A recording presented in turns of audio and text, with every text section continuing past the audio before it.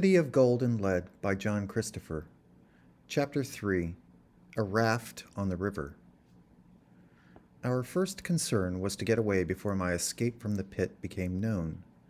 We went north along the waterfront, through a few mean streets with ramshackle buildings, quite unlike the painted, carved, and well cared for houses in the center of the town, and found a road, little better than a track, that followed the general line of the river. The sun rose on our right, behind the wooded hills. There were clouds there, too, forming with ominous speed. Within half an hour, they had darkened the sky and blanked out the sun. In 3/4, a gray belt of rain was sweeping down the slope toward us. 5 minutes later, already soaking wet, we found shelter in a ruined building lying back from the road. We had time then to think over what had happened and what we should do about it. On the way, Beanpole had told me his side of events.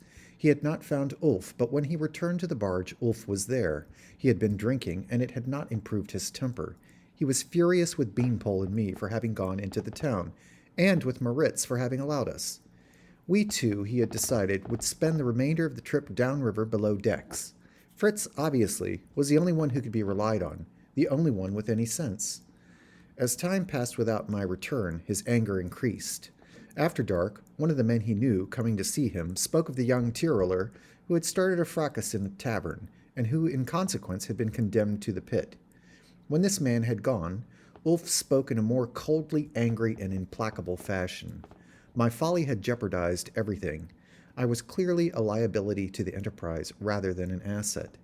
There was to be no more waiting, and certainly no attempt to set me free. In the morning, the Erlkönig would resume its voyage. It would take 2 participants to the games instead of 3. As far as I was concerned, I had got myself into the pit, and I could stay there and rot. Although he did not talk about it, I know that Beanpole found himself cruelly in a quandary over this. We were under Ulf's authority, and ought to obey him in all things. Moreover, what he said was entirely reasonable. Above all, it was the project itself that mattered, not individuals.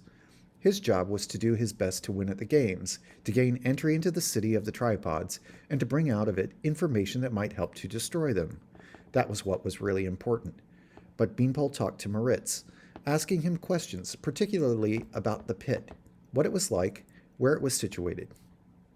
I do not know whether Moritz was too stupid to see where the questions might be tending, or whether he understood and approved. He was, I thought, really too amiable a man for work that, of its nature, required a streak of ruthlessness.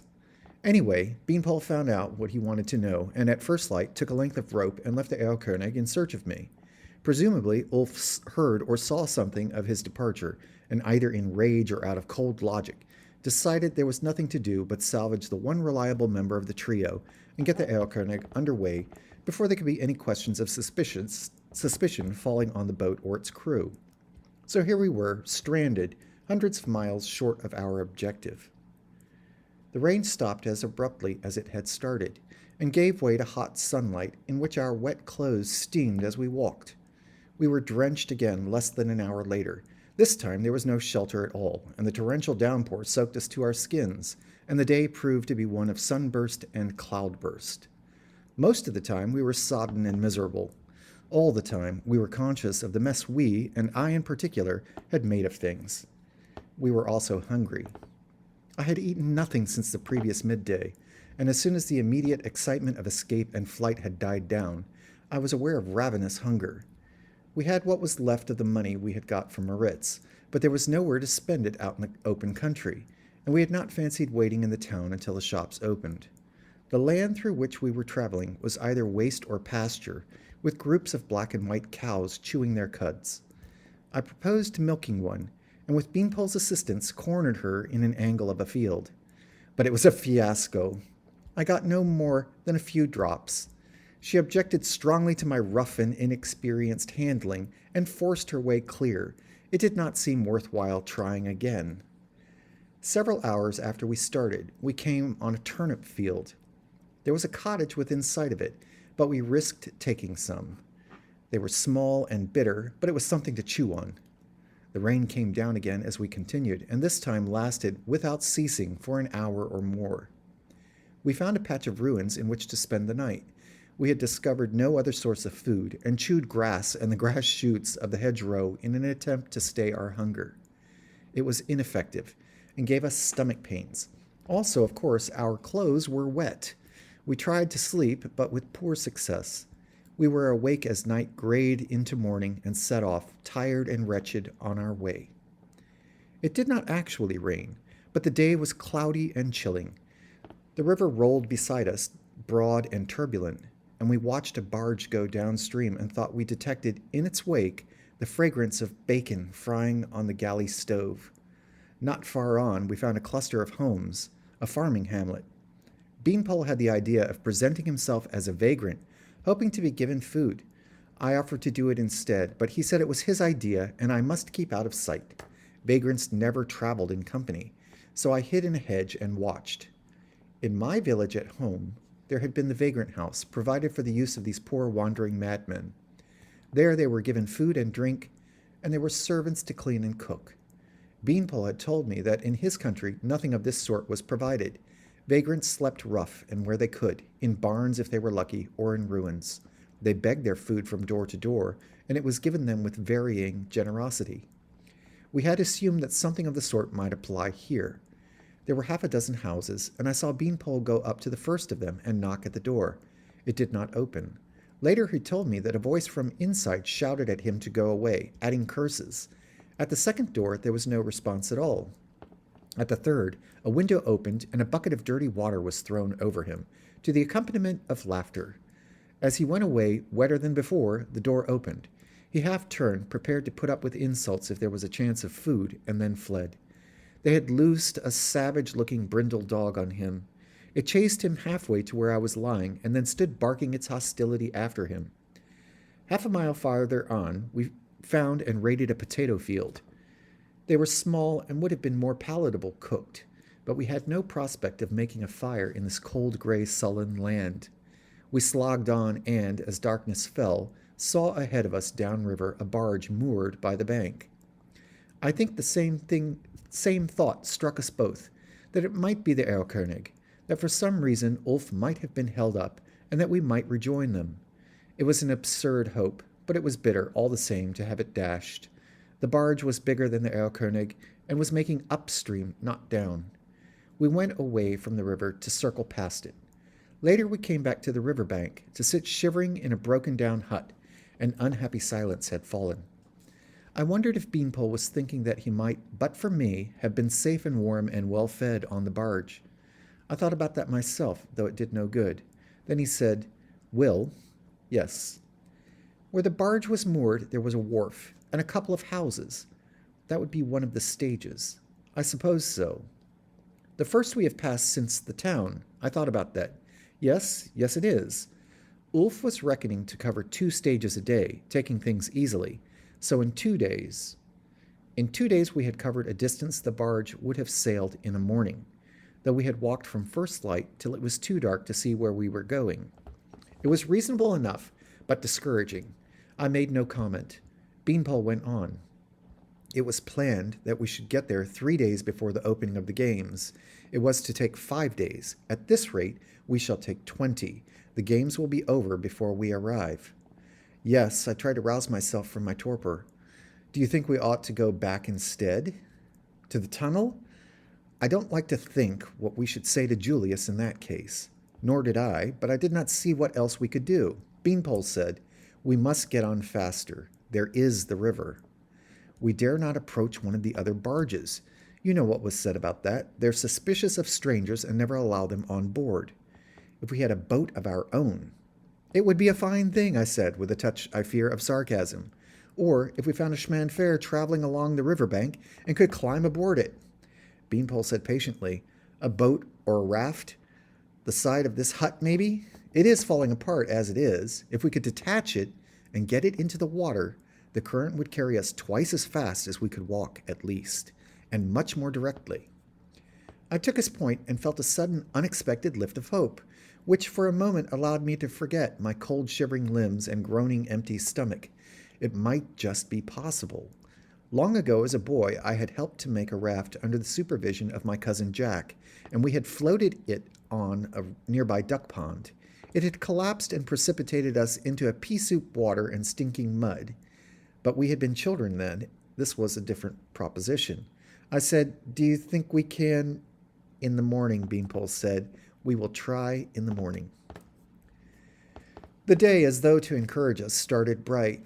We tackled the job at first light. It was encouragingly easy, and then discouragingly difficult. The wall Beanpole had spoken of was about 6 feet square, and already largely split away from the roof. We completed the separation and freed the sides. After that, it was simple enough to press it outward and down. It collapsed with a satisfying clatter, and in several sections as the individual planks fell apart. The thing to do, Beanpole said, was to secure them with cross pieces. Planks taken from the other walls would do. As for the means of securing them, we would have to take nails out and drive them in again where needed. He spoke with a fine, practical-sounding confidence. The trouble was that most of the existing nails were both twisted and rusted, in some cases to the point where they broke under simple finger pressure. We had to hunt for reasonably sound ones, to lever them out carefully, avoiding any further distortion, and then straighten them and drive them through the crossed planks. We had nothing like a hammer, of course. We had to use chunks of stone with fairly flat surfaces. Beanpole found quite a good one and surrendered it to me because, as he said, I could use it better. That was true. I have always been fairly skilled with my hands, more so, I am afraid, than with my head. It was hard work and took time. We were sweating by the time we finished, and the sun stood clear above the hills. That left us with the task of getting our raft into the water, and this was not easy either. The butt was some 50 feet from the river bank, and the ground between was uneven and marshy. The raft was much too heavy to lift, so we had to drag and pull and maneuver it, a little at a time and resting between efforts. Once, when it got entangled in some viciously prickly thorn bushes, I almost felt like giving up, and kicked the planks in angry despair. It was Beanpole who tugged it free. Not long after that, we got to the bank, and only had to force it down a short slope to the dark rushing waters of the great river. And it was here that, again, through Beanpole, we had a stroke of luck. He found the rough nest of a water bird, with 4 large speckled eggs in it. We ate them raw, licking the inside of the shell with our tongues, and threw ourselves into the final struggle. Beanpole plunged into the river and dragged. I thrust from the other side. The raft creaked ominously, and I saw a nail spring, but she went in and floated. We clambered aboard and pushed off from the bank. It was not exactly a triumphant voyage. A current took us out and propelled us, spinning around in sluggish circles downstream. She floated, but only just. Under our combined weight, all but one corner was under water. Through some freak of balance, this rode some inches above the level of the river. We took it in turns for one to crouch there while the other sat or sprawled in the slopping wet. The water was cold, too, as well it might be at this time of the year, in a river whose early course was fed by the melting snows of the southern mountains. But at least we were getting on faster than we had done by land. The bank flowed past us at a steady rate, and the weather was holding fine. The sun blazed hot in a sky whose blue was reflected more deeply in the smooth thoroughfare along which we traveled. Beanpole called to me and pointed. To the west there was a tripod, giant striding through the fields. I felt a kind of satisfaction at the sight. Ridiculously puny by comparison though we were, it was something that we were still in the fight. The next time I saw a tripod, I was a good deal less happy about it. An hour after we set out, we passed a barge. It was heading upstream, and the encounter was therefore a brief one. A man on deck stared at us curiously and threw out some comment or question that we did not grasp. We must have presented an odd sight, floating along on this waterlogged contraption. Hunger had been scarcely abated by the 4 raw eggs, and became more and more insistent. We saw fields that looked as though they held crops that might be worth raiding, but here a particular deficiency of our ramshackle craft was brought home to us: our inability to steer it. We had a couple of plank splinters, but they were only of value in pushing the raft off obstacles, and not much then. I realized that we must go where the river took us, and that, apart from the chance of running aground, we could only make a landfall by abandoning the raft and swimming for it. We were well out now, and the current was strong. It would have taken quite a swim to make shore. Meanwhile, the fields slid by and gave way. after a time, to terraces planted with the regular ranks of vines. There was no provender here. The tiny grapes would be barely set at this early season. A large fish, possibly a salmon, leaped tantalizingly near us. We had no means of cooking it, but if we had been able to catch it, we would have had a shot at eating it raw. Visions of food passed before me as I clung to the rough wood: beef roasting on a spit, tender leg of lamb with the sauce my mother made from the garden mint, or just bread and cheese. Bread crusty outside and soft within, cheese yellow and crumbling to the touch. I tasted my own spit, salt and unsatisfying. The hours passed. The sun arched high behind us and then curved down to the west. I was both hot and cold. I tried drinking great quantities of water, scooping it up with my hands to fill the aching void in my belly, but it only made me feel bloated without being any less hungry. In the end, I told Beanpole that we must get food somehow. We had passed 2 villages, one on either bank of the river. There would be food there, something edible at least, in the gardens if we could not manage anything better. If we worked hard to paddle ourselves in toward shore with the bits of wood we had, and then did our best to beach the raft at the next sign of human habitation. He said it would be better if we could hold out till evening. There will be more opportunity to forage. We may not see a village then. We argued, and at last reluctantly he agreed. We had moved, by degrees, nearer the west bank, and we tried paddling toward that. The result was ludicrous. The raft spun around, but our position relative to the shore did not alter. We abandoned the attempt, realizing we were getting nowhere. Beanpole said, "It's no good." I said, "Then we'll have to swim for it." "That means abandoning the raft." Of course it did. I was angry. We can't go on without food. It was a mad idea to do this anyway, without any means of controlling it. Beanpole was silent. Still irritated, I said, "And what about tonight? We can't sleep here. If we tried to, we would roll off and drown. We shall have to abandon it before dark anyway." "Yes," he said, "I agree, but let us wait longer. There are no houses now." That was true. The river rolled between green banks, equally free of any signs of life. I said sullenly, "I suppose so. Isn't it time we changed over again?" Later, there was a deserted jumble of ruins, and north of that we met another barge. There was a temptation to shout to them to pick us up. I resisted it, but with difficulty. We had passed a staging post soon after noon. It had been empty, the small wharf white and silent in the harsh sunlight. The second post had 2 barges tied up, and a mile farther on a third barge was nosing its way up. I had not said anything else about leaving the raft and swimming for shore. Beanpole knew as well as I that this was what we would have to do. I took a small perverse satisfaction in leaving it to him now to initiate things. As the day waned, we saw ruins again, but still nothing of habitation. The river was wider, and we had eddied out into the center of it.